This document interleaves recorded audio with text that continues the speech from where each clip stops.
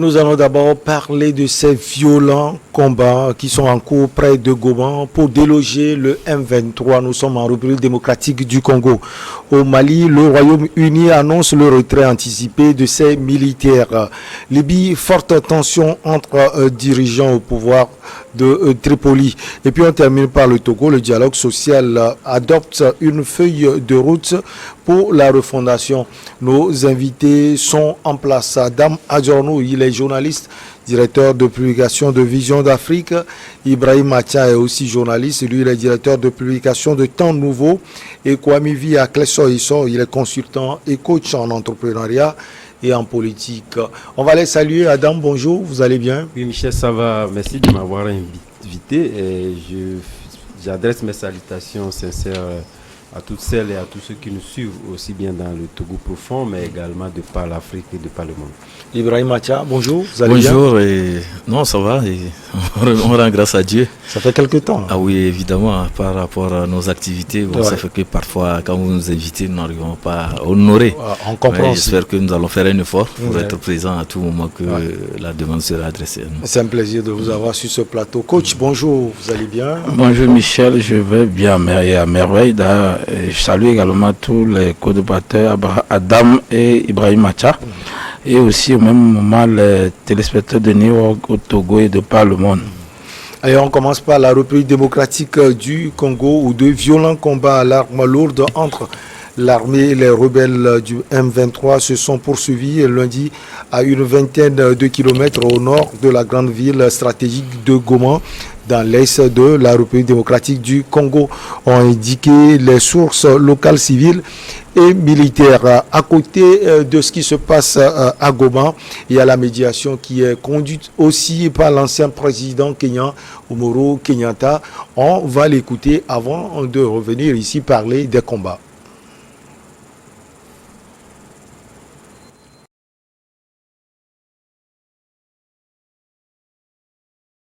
Forward, and the message that we have today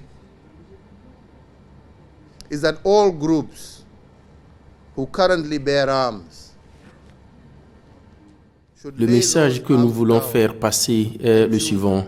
Tous les groupes armés doivent déposer leurs armes et choisir la voie de la paix, pas le dialogue. Rien ne peut être gagné par la force d'une arme.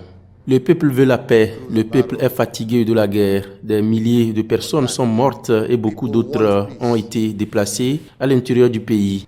The people are tired of war.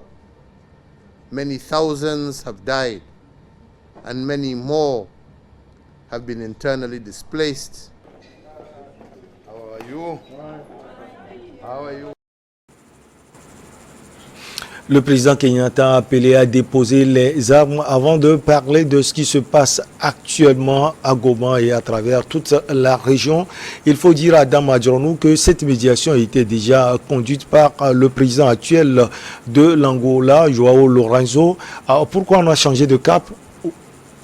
D'abord, il faut faire remarquer que ce conflit-là dure déjà un moment. Et vous savez, le M23 qui est très actif dans l'est du Congo. Et il a fallu quand même les regroupements sous-régionaux de pouvoir faire introduire l'ancien le président angolais, qui a conduit, il fut donc remplacé par l'ancien président. Il faut dire que ici nous parlons d'une rébellion et je pense que ce sont des questions militaires qui sont convoquées. Et là, vous savez, l'ancien président est d'abord lui-même également militaire de carrière. Et je pense que dans de pareilles circonstances, et lorsque vous parlez donc d'une question militaire, je pense que la voix la plus audible qui puisse rapidement comprendre, puisque ici l'intérêt sous-régional, c'est d'arriver vite à faire cesser donc le feu dans cette localité-là. C'est ce qui, à mon avis, militerait en faveur donc de l'ancien président Uhuru, qui a pris donc la voie pour amener ces groupes armés-là à déposer les armes.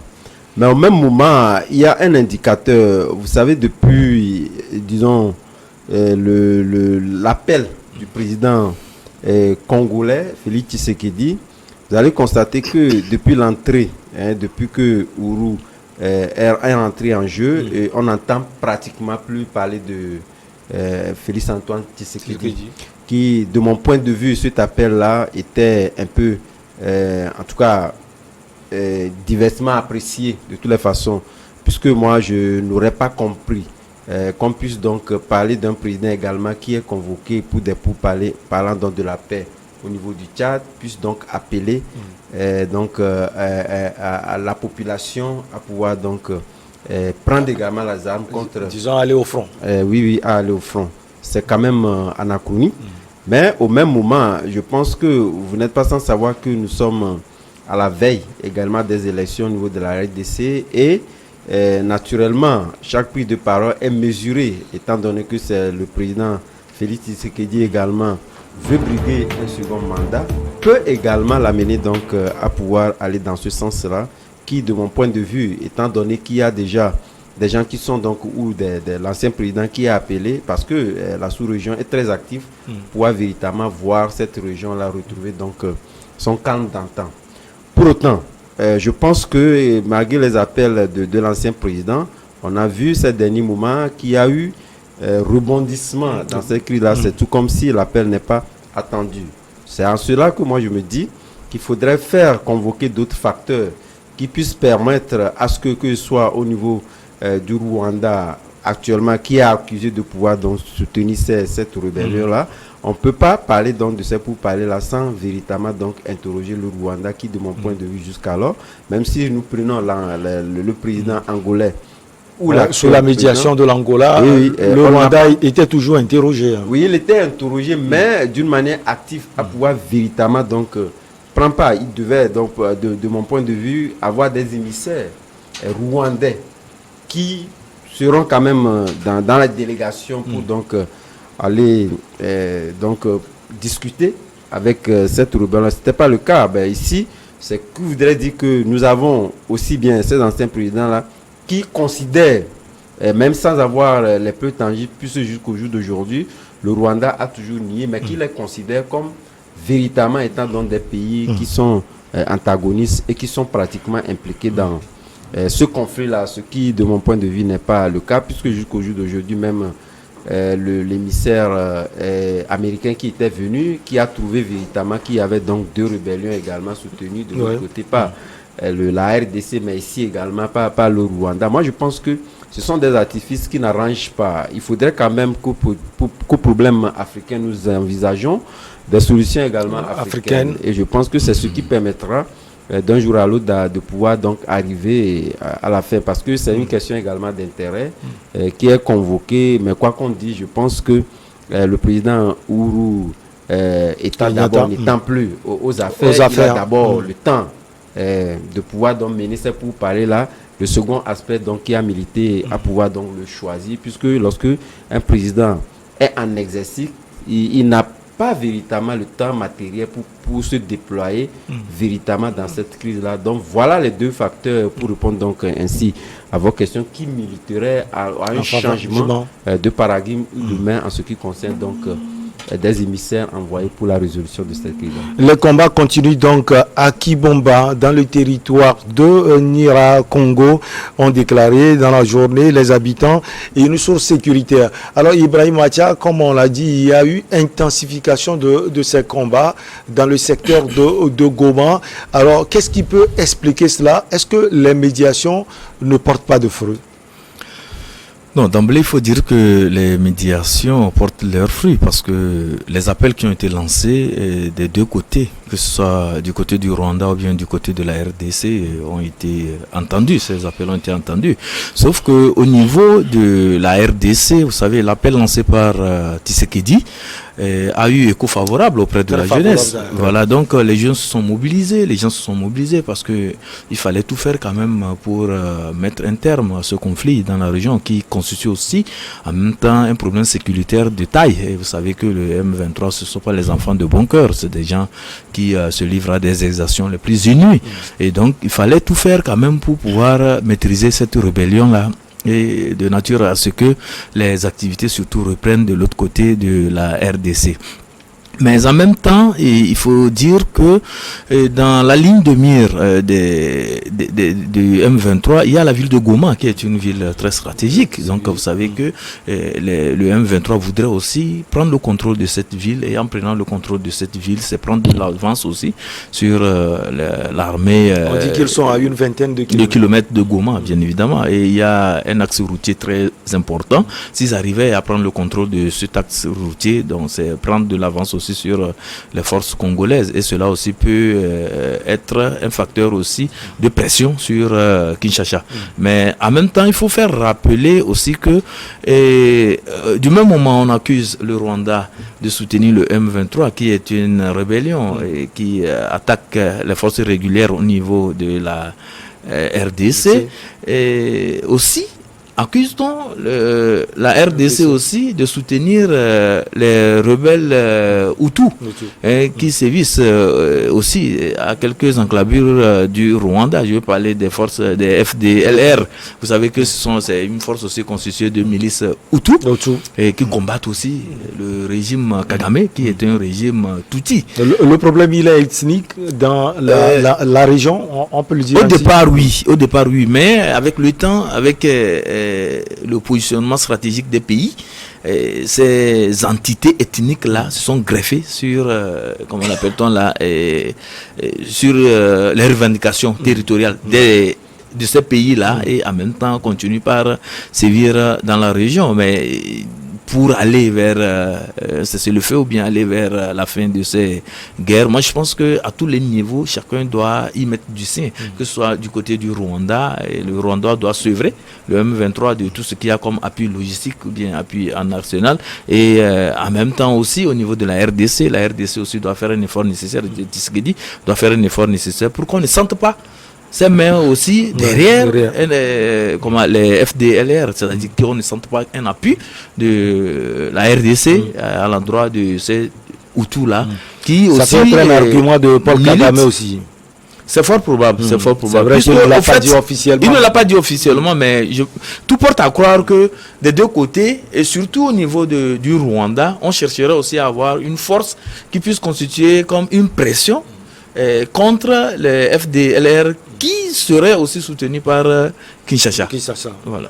Alors, coach Esso Kwamivia à Klesso, à un moment donné, comme Ibrahim l'a dit tout à l'heure, on a vu le président Félix Antoine Tshisekedi qui a lancé un appel à tous les jeunes. On a vu ces jeunes, on a même fait une émission sur cela. La mobilisation était on ne peut plus dense. Et puis quelques temps après, on a vu la réaction des forces armées congolaises. La bataille, elle est on ne peut plus hardie dans la zone de Goma. Alors, qu'est-ce qui, selon vous, explique l'intensité de ces combats dans la région? D'abord, nous devons comprendre que ce n'est pas la RDC qui est en train de construire une force ou bien à l'appel de Tshisekedi. Le Burkina aussi en a fait. Il y a des groupes d'autodéfense quand il y a trop d'exactions qui se commettent dans le pays. Donc, ce ne serait que pour que les gens se défendent, parce que ça n'est de trop qu'on entend 10 personnes tuer, 8 personnes tuer à longueur de journée. C'est vrai qu'un président ne veut pas lancer ce genre d'appel, mais concernant le RDC, puisque le mouvement M23 était incontrôlable. N'oublions pas qu'on avait même intégré M23 dans l'armée et qu'ils sont retirés parce qu'ils commettent encore des bêtises.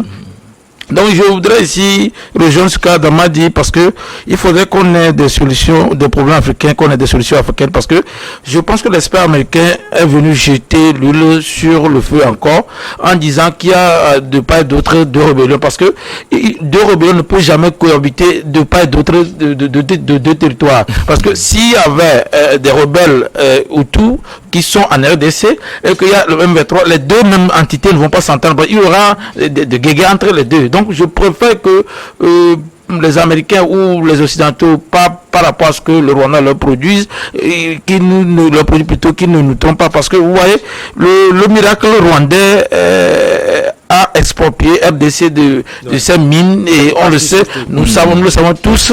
Donc il faudrait plutôt qu'on invite peut-être Paul Kagame à rejoindre le comité de la table de discussion pour résoudre les choses. Mais dire que Tshisekedi aurait soutenu les trucs, je pense que ce sont les institutions qui veulent brouiller les pistes. Peut-être que ce n'est pas Tshisekedi, mais la RDC. Parce que non, le souci c'est que les mouvements rebelles ne s'entendent pas. C'est-à-dire que, venons le Sahel, il y avait en Sardine, il y a Akimi, mais ces mouvements ne sont jamais d'accord l'un sur l'autre. Donc il réfléchit de penser que de ce côté, ce mouvement soutient celui-ci, de l'autre côté, ça ne peut jamais avoir lieu. Donc ce sont des mouvements, les rébellions, s'il faut le dire aussi, sauf que au niveau de la RDC, il y a majoritairement les Rwandais dans la rébellion de RDC.